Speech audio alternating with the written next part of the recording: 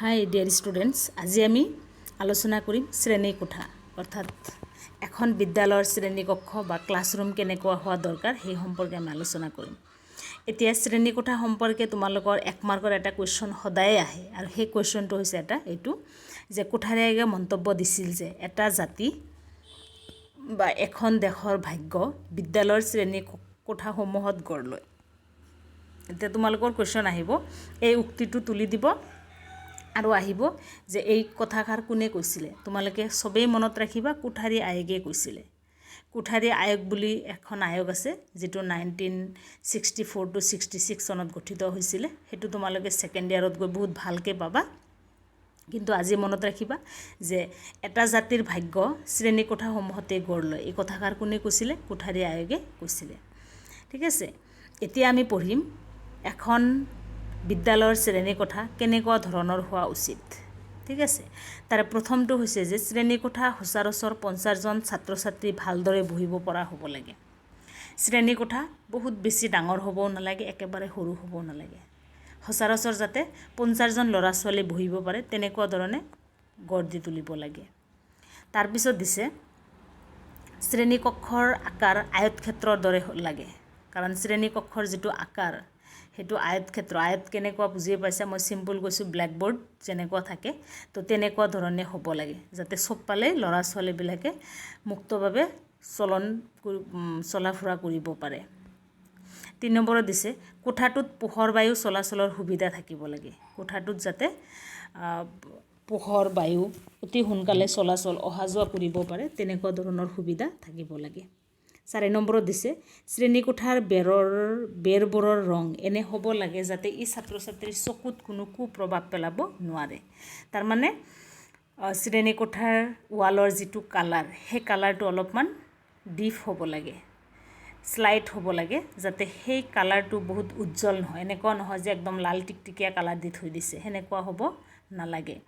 ঠিক আছে, যাতে সেই কালাৰে ল'ৰা ছোৱালীবিলাকৰ চকুত কুপ্ৰভাৱ পেলাব নোৱাৰে।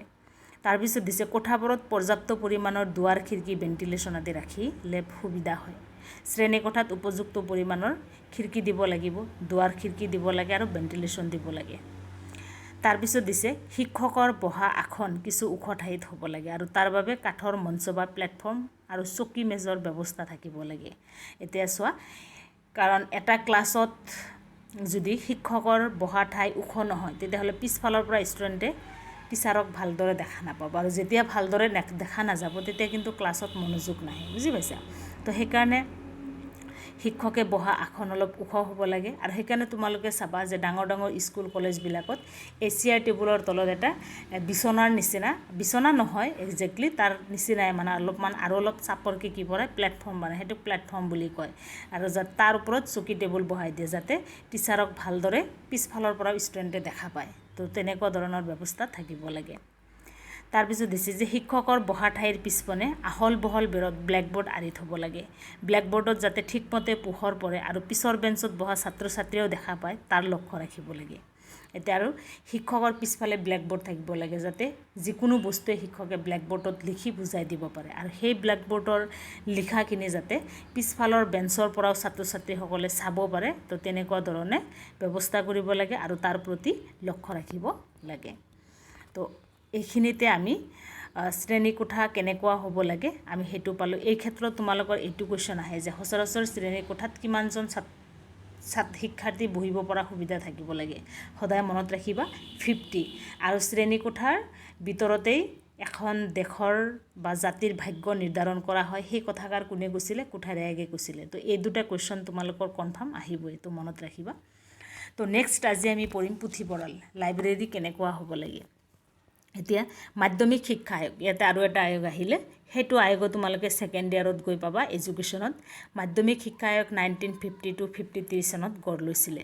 আৰু এই আয়োগে কৈছিলে যে এখন পুথিভঁৰাল বা লাইব্ৰেৰী কেনেকুৱা হোৱা দৰকাৰ। তো সেইটো দিছে যে the library will be the hub and the centre of the intellectual and literary life of the recognised school. মানে কৈছে যে লাইব্ৰেৰীটো বা পুথিভঁৰালটো এখন বিদ্যালয়ৰ এটা মূল বুদ্ধিৰ এটা মূল কেন্দ্ৰ হ'ব লাগে। ঠিক আছে, মানুহৰ শৈক্ষিক জীৱনৰ এটা বুদ্ধিবৃত্তি লাভ কৰাৰ কাৰণে এটা চেণ্টাৰ হ'ব লাগে। School and play the same part which all the other subject as the laboratory place for science subject. আৰু এই যে স্কুলৰ যিটো পুথিভঁৰাল সেইটো কি কৰিব লাগে, লেবৰেটৰী ছায়েন্স ছাবজেক্টৰ কাৰণে যিখিনি লেবৰেটৰীৰ দৰকাৰ সেইটোৰ নিচিনাকৈ সম পৰিমাণে বহুত ভালদৰে কি কৰিব লাগে, সজাই পৰাই তুলিব লাগে। মানে ছায়েন্স ছাবজেক্টৰ কাৰণে যেনেকুৱা লেবৰেটৰীৰ দৰকাৰ আৰু ৱৰ্কশ্বপ দৰকাৰ, কৰ্মশালা ফৰ টেকনিকেল ছাবজেক্টৰ কাৰণে যেনেকুৱা ৱৰ্কশ্বপৰ দৰকাৰ, ঠিক তেনেকুৱাকৈ লেবৰেটৰীটো লাইব্ৰেৰীটো বহুত দৰকাৰ এটা বুদ্ধিবৃত্তিৰ কাৰণে। তো তেনেকুৱাকৈ কি কৰিব লাগে, লাইব্ৰেৰীটো গঢ় দি তুলিব লাগে। তো individual work the pursuit of group projects.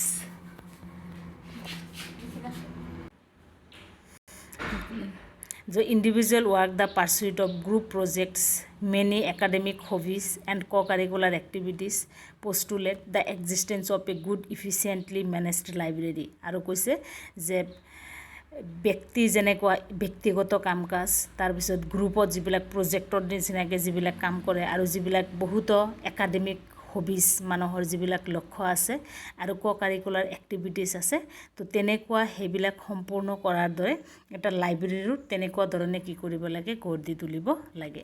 আৰু সেয়ে এটা ভাল পুথিভঁৰাল এখন বিদ্যালয়ৰ এটা অত্যাৱশ্যকীয় অংগ। কাৰণ এখন বিদ্যালয়ত যদি পুথিভঁৰাল নাথাকে তেতিয়াহ'লে সেই বিদ্যালয়ত আমি তাক সম্পূৰ্ণ বিদ্যালয় বুলি ক'ব নোৱাৰোঁ। কাৰণ বিদ্যালয়ত পুথিভঁৰাল থকাটো খুবেই জৰুৰী আৰু তাত বিভিন্ন ধৰণৰ কিতাপ থকাটো জৰুৰী, যাতে ছাত্ৰ ছাত্ৰীসকলে সেইবিলাক পঢ়ি নিজৰ জ্ঞান বুদ্ধি বিকাশ সাধন কৰিব পাৰে।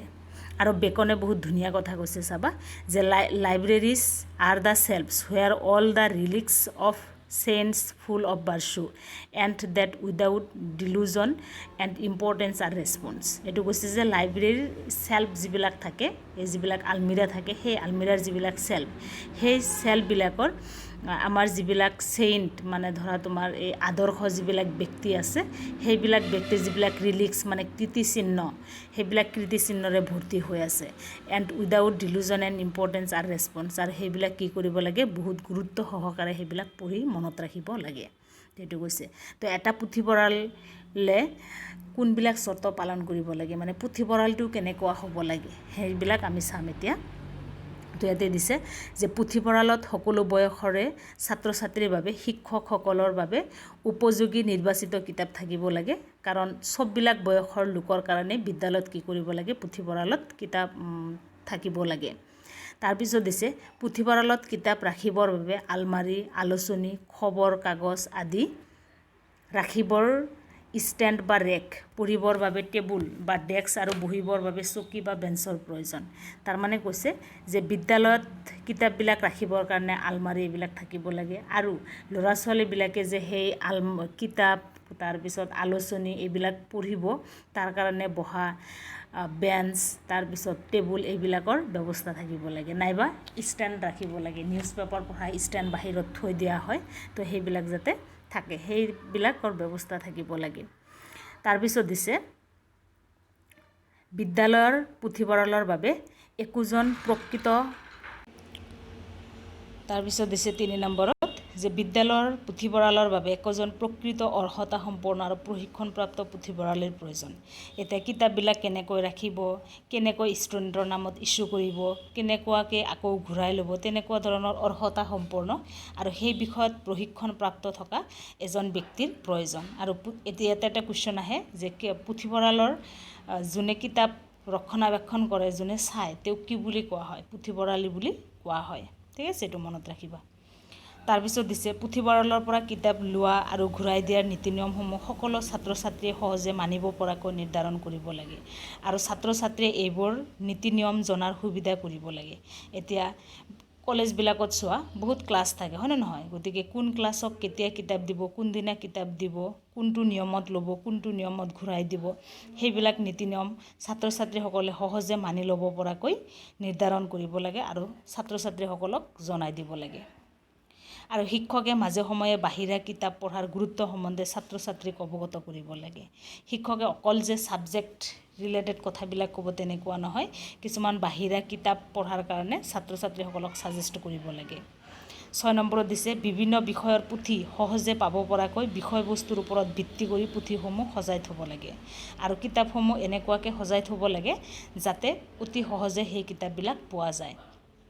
7 নম্বৰত দিছে বিদ্যালয়ৰ পুথিভঁৰালক আটাইতকৈ আকৰ্ষণীয় স্থান হিচাপে গঢ়ি তুলিব লাগে যাতে ছাত্ৰ ছাত্ৰীয়ে সহজে ইয়াৰ প্ৰতি আকৰ্ষিত হয় আৰু বিদ্যালয়ৰ যিটো পুথিভঁৰাল সেই পুথিভঁৰালক বহুত ধুনীয়াকৈ সজাই পৰাই তুলিব লাগে যাতে শিক্ষাৰ্থীসকলে সেই বিদ্যালয় যাবলৈ মন কৰে আৰু তাৰ প্ৰতি অতি সহজে আকৰ্ষিত হয়। তাৰপিছত দিছে বিদ্যালয়ৰ পুথিভঁৰাল হ্ৰস্বকালীন বা দীৰ্ঘকালীন বন্ধৰ সময়তে খোলা ৰাখিব লাগে। যিটো গৰমৰ বন্ধ ঠাণ্ডাৰ বন্ধ এইবিলাকত বিদ্যালয়সমূহ কি কৰিব লাগে খোলা ৰাখিব লাগে যাতে বাহিৰা সমাজৰ মানুহে গৈ পেলাই কি কৰিব পাৰে পঢ়িব পাৰে। তাৰপিছত দিছে বিদ্যালয়ৰ পুথিভঁৰালক জনপ্ৰিয় কৰি তুলিবলৈ বছৰত এবাৰকৈ কি কৰিব লাগে পুথিভঁৰাল দিৱস অনুষ্ঠিত কৰিব লাগে। তাৰমানে এতিয়া বহুতো ল'ৰা ছোৱালী পুথিভঁৰাল সম্পৰ্কে অৱগত বা পুথিভঁৰালত নাযায়ে, ঠিক আছে। গতিকে পুথিভঁৰালক আকৰ্ষিত কৰি তুলিবলৈ হ'লে জনপ্ৰিয় কৰি তুলিবলৈ কি কৰিব লাগে পুথিভঁৰাল দিৱস কি কৰিব লাগে অনুষ্ঠিত কৰিব লাগে যাতে এই পুথিভঁৰালৰ প্ৰতি অতি সহজে শিক্ষাৰ্থীসকলে কি হয় আকৰ্ষিত হয়।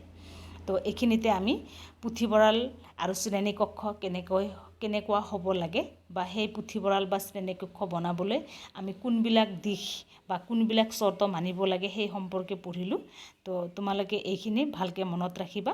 তো ইয়াৰ পিছত আমি বিজ্ঞান পৰীক্ষাগাৰৰ বিষয়ে পঢ়িম, সেইটো আমি পিছৰ ক্লাছত পঢ়িম। তো আজি এইখিনিয়ে সমাপ্ত। Thank you so' much.